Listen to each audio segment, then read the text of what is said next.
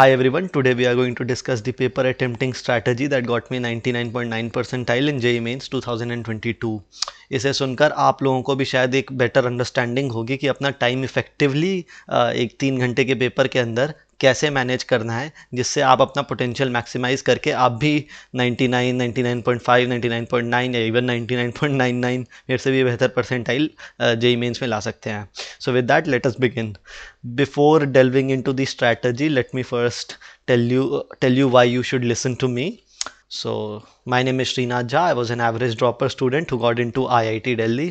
I had a 99.9 percentile in JEE Mains and JEE Advanced में मेरी 1500 rank थी. To add on top of that, I know what I'm talking about because मैंने JEE Main का examination 6 बार ही दिया था. With that, let us begin with the strategy now. So let me break down the time for you. तो you have to understand कि मैंने जो अपने JEE main के लिए अटैम्प्ट करने के लिए जो स्ट्रैटेजी बनाई थी that got me 255 marks in I think it was the June session in 2022. It was the first JEE Mains. तो जिन लोगों को नहीं पता जेई मेन का पेपर 3 घंटे का होता है but at this point I think most of you already are aware of this. तो मैं अपने जेई मेन के पेपर को 6 फेजेस में ब्रेक डाउन करता था. सबसे पहले जो है मैं इनऑर्गेनिक एंड ऑर्गेनिक केमिस्ट्री में टाइम डेडिकेट करता था. कितना time? 15 minute. I will tell you the reason for this. उसके बाद जो सेकंड फेज होता था उसमें फिजिक्स में कई इजी सवाल होते थे, मैं उसमें फोकस करता था. क्यों? क्योंकि फिजिक्स में कई सवाल जो होते हैं जेई मेंस का जो लेवल है in comparison to maths, physics and chemistry का इजी होता है एंड फिजिक्स में बहुत सारे इजी सवाल होते थे. तो इससे क्या होगा, जब आप पहले और दूसरे फेज में अगर हम लोग जस्ट देखा जाए तो 15-15 मिनट यानी 30 मिनट्स में आप जो है बहुत सारे जो स्कोरिंग क्वेश्चन होते हैं, जो बहुत ईजी क्वेश्चन होते हैं वो ऑलरेडी कर चुके होते हैं. You have to understand the mentality while you are giving the JEE Mains paper is that you have to maximize your score, है ना. आपको कोई एक पर्टिकुलर सब्जेक्ट में मैक्सिमम मार्क्स नहीं लाने हैं या मतलब आपको क्वेश्चंस को चैलेंज करके नहीं बैठना है कि मैं तो ये करके रहूँगा. Don't fall in love with the questions, you have to maximise your score. So starting में जो सारे इजी क्वेश्चंस है वो आपको निकालने हैं. तो अगर आपने पहले 15 मिनट में इनऑर्गेनिक मान लो आपने 15 मिनट में, आई वुड सजेस्ट कि 5 से 10 क्वेश्चन तो आप आराम से निकालोगे. आई थिंक 10 क्वेश्चन जो है बहुत डुएबल है क्योंकि इनऑर्गेनिक में तो यार थ्योरी वाले क्वेश्चन होते हैं.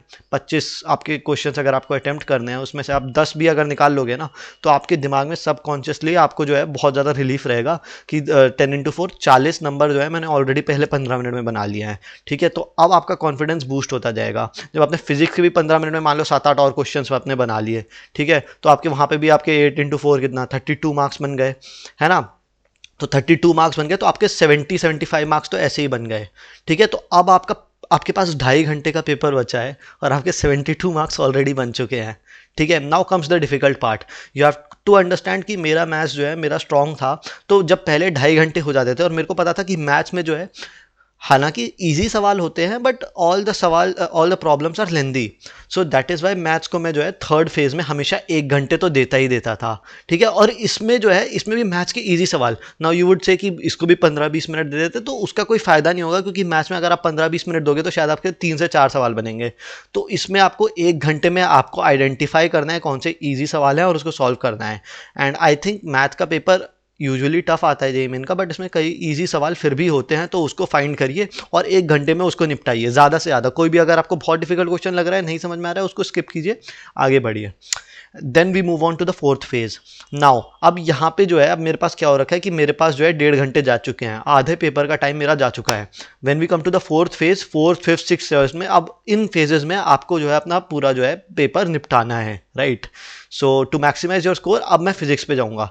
ठीक है, क्योंकि फिजिक्स जो है फिजिक्स में मोर और लेस जो है सारे इजी क्वेश्चंस ही होते हैं. आई थिंक आउट ऑफ अगर 100 मार्क्स का पेपर है तो 70-75 तो लाइक एनसीईआरटी टाइप के ही क्वेश्चंस होते हैं. तो वो तो आप कर ही सकते हैं और कुछ 20-25 जो डिफिकल्ट क्वेश्चंस होते हैं उसमें बाद में या तो दिमाग लगा लेंगे या कुछ भी उसको देख लेंगे, है ना. तो अब जो है अब नेक्स्ट 30 मिनट्स में लगाता था फिजिक्स में और उसमें सारे जो है मैं मतलब जो भी सारे क्वेश्चंस होते थे कर देता था. अगर 2-3 क्वेश्चन रह गए तो रह गए, ठीक है, उसको बाद में देखा जाएगा, लास्ट में टाइम बचा तो उसको वैसे ही रहने दो.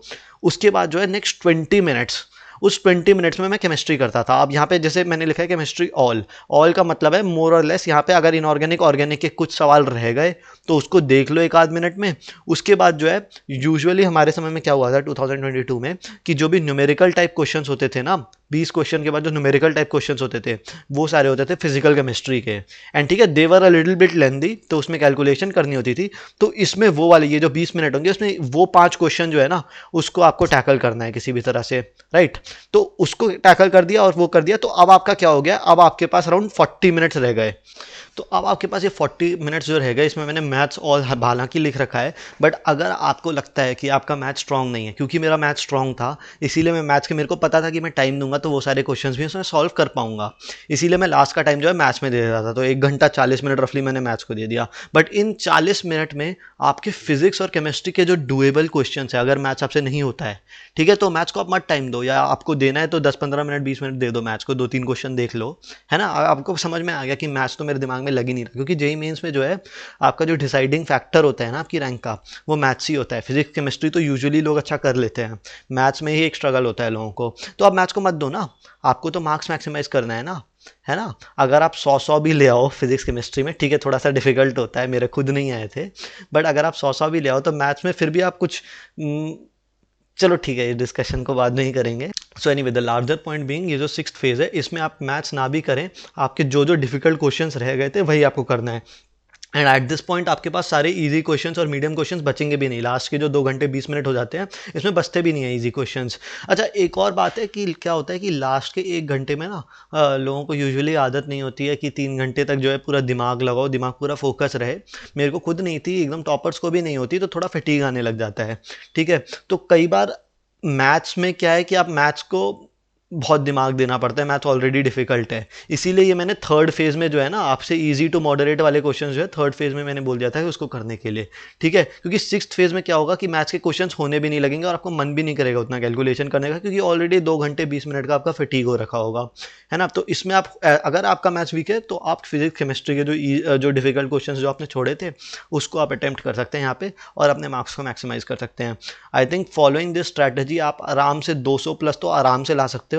और अगर आपके पास आपका एक कंसिडरेबल अच्छे लेवल पे आपका प्रिपरेशन है ना, तो I think 250 plus marks is guaranteed. और मैं बता रहा हूँ कि on a moderate shift 250 plus में आपकी आराम से 99.9 परसेंटाइल आ जाएगी।